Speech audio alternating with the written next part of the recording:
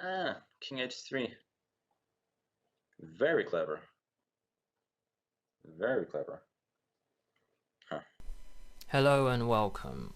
My name is William, and in this video we will be looking at Magnus Carlsen's best Banter Blitz game on Chess24 against Chess24 user kleopl, who's rated 2881. This game took place during the 4th Banter Blitz held by Chess24. Let's see the game.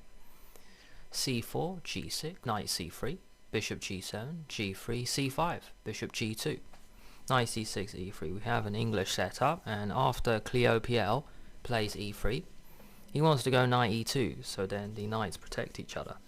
Magnus now makes it interesting, as he mentions in the commentary. E3.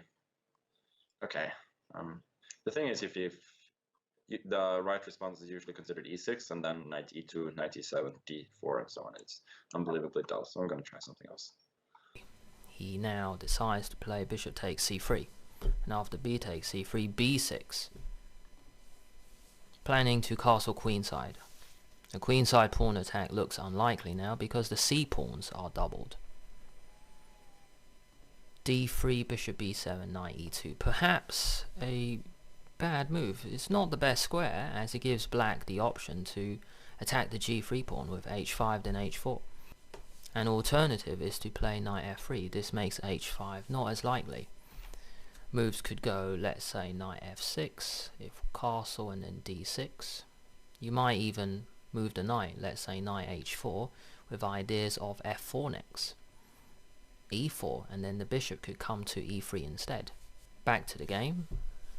kleopl chose knight e2, d6, castle, queen d7, getting ready to castle queenside, and now he plays a very strange move, bishop b2. No idea why he played that. Better was e4, and then the bishop can come to g5, or it can come to e3. After bishop b2, Magnus castles. a4, knight a5. There's no queenside attack after this move. Knight c1, planning knight b3, and trying to get the a pawn moving. After knight c1, Magnus took on g2, and after king takes g2, h5, getting ready. Knight b3, so what, h4. Doubled pawns do not matter, as long as you do not allow white to penetrate. For example, here knight b3 is not a great move because after queen b3, a5 is possible, h4 is possible. It becomes an unnecessary race. Back to the game after knight b3, h4, take. Now Magnus plays a great move. He doesn't play the obvious recapture of the knight on a5. He plays h takes g3. Are you enjoying the video so far? Then why not like the video and subscribe to the channel at the same time. Back to the game. And now he takes back. Good move from white, realizing there is no checkmate. If queen h3 check, you go king f3. If given a chance, the white king can actually head back to e2. If you check, king back to g2, check, king f3, and then b takes a5. You could play this if you want. White could now go king e2, and then the queen can come to b3 next. Looks like white's king is kind of safe here. It can oscillate between e2 and d2. Back to the game. Magnus just recaptures after h takes g3 take, and now taking the knight on a5. Look how good the black queen is. Black has two great possibilities: to check on h3 and to check on the b7 g2 diagonal. After b takes a5, white now plays rook h1, but actually he can play e4, blocking the diagonal. No check here for the black queen. This is not a threat because same thing, king f3. If knight f6, you can go rook h1. If check, king g2. Maybe the worst is over for white, but in such a position black is still better.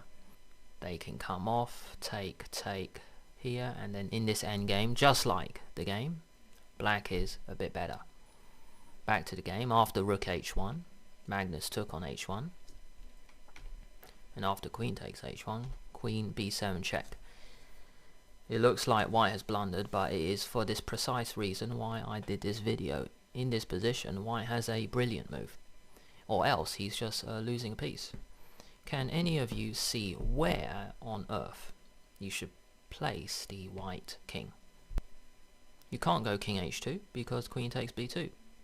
There's no threat here, you can check, the king can hide. There's no threat of queen a8 because the queen can just come back. Check, and then queen c7. Check, you can hide. So king h2 is not the best move. King g1, same problem, queen b2. So the king has to go to another square, and the only good square that is left is king h3. What a brilliant move. A brilliant attempt. This is the reason I did this video. Magnus respects his opponent's move by saying, king h3. Very clever. Very clever. Huh. We see the idea. If queen takes b2, then rook b1, and then it's over. If you move the black queen, then there's checkmate in one move. The move is queen c6, check. In such a position, black has to give up the queen, but then after this, white will be winning.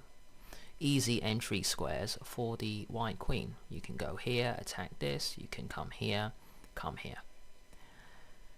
That's why in this position, Magnus now swaps queens off and plays the endgame. Take, take.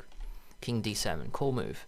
The king can go to e6 or c6, and then the rook can go to b8. After king g2, rook b8, and kleopl, white now plays bishop a1, which is a sad move. This bishop is criminally bad. Why even bother to save it? Activate white's rook.